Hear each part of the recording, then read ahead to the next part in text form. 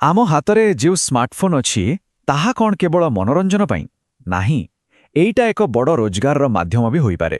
आउ जानती एही स्वप्न आजिकाली अनेकंक पाई वास्तव में परिणत हेलानी। तेबे चलंतु देखिबा एहा केमिति संभव होउछि।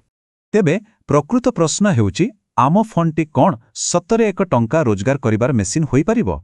हाँ, आज आमे एहारी उत्तर खोजिबा आउ जानिबा मोबाइल रु आय करिबार किछि जबरदस्त सुजोग विषय।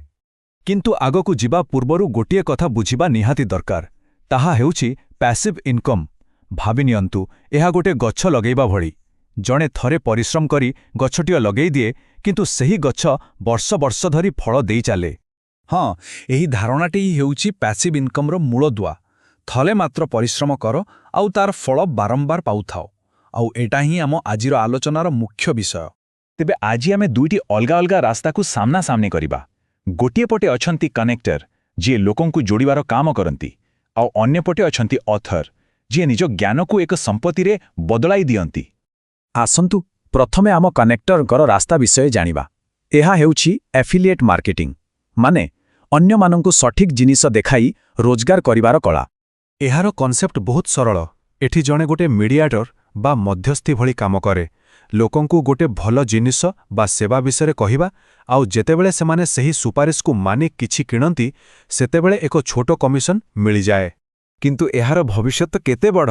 गोटे आकलन अनुसारे 2025 सुधा केवल भारत रे एफिलिएट मार्केटिंग बजार $835 मिलियन रु अधिक हेबार अछि। एहा एक बहुत बड़ बजार जहा दिन को दिन बढ़िबारे लागिछि। तेबे एही कनेक्टर माने टंका केमिति रोजगार करंती? मुख्यतः तीन प्रकार रे। प्रथम, जदि केही एक प्रोडक्ट किणंती। द्वितीय, जदि केही एक फॉर्म भरंती। आउ तृतीय, जदि केही एक मोबाइल ऐप इंस्टॉल करंती। एमिति प्रत्येक काम पाई किछि ना किछि कमिशन मिली थाए। अच्छा, एबे आसंतु देखिबा द्वितीय रास्ता। एहा हेउछि ऑथर बा लेखकंक पथ। एठी ए बुक माध्यमरे निजर एक डिजिटल संपत्ति तयारी करा जाए। एठारे केही मध्यस्थी नुहे बरं निजे ही सृष्टिकर्ता एक डिजिटल संपत्ति माने एक ई बुक तयारी करा जाए। आउ भल कथा हेउछि थरे लेखिदेले एहाकु हजार हजार थर बिक्री करी हेबो, जहा एक प्रकृत पैसिव इनकम रो उदाहरण। आउ एहार बजार केते बड़?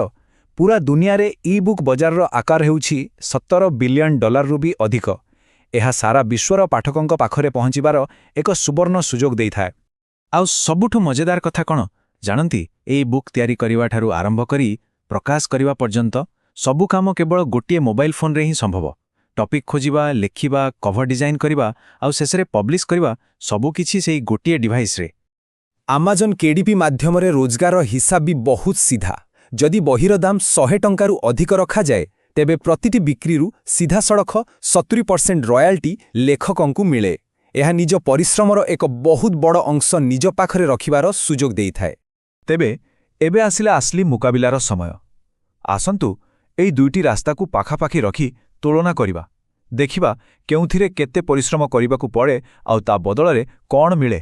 तेबे सबुठु बड़ प्रश्न हैला, जदि केही आजिठु आरंभ करिबाकु चाहुछंती और तांको हातरे केवल गोटिए स्मार्टफोन अछि, ताहले तांको पई केउ रास्ता बेसी भल हेबो?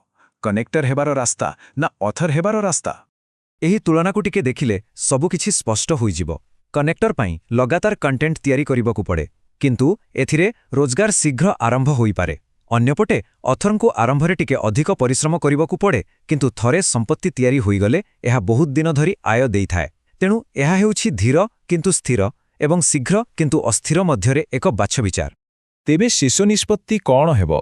देखंतु एठारे कोनोसी गोटिए सठिक बा भूल उत्तर नाही। केउ रास्ता सबुठु भलो ता संपूर्ण भावे जणे व्यक्तिंको उपरे ही निर्भर करे। एही तीनोटी प्रश्न निजको पचारिबा दरकार। प्रथम, जणे कौन करिबाकु बेसी भल पाए। द्वितीय, ता पाखरे केते धैर्य अछि। आउ तृतीय, तार असल लक्ष्य कौन।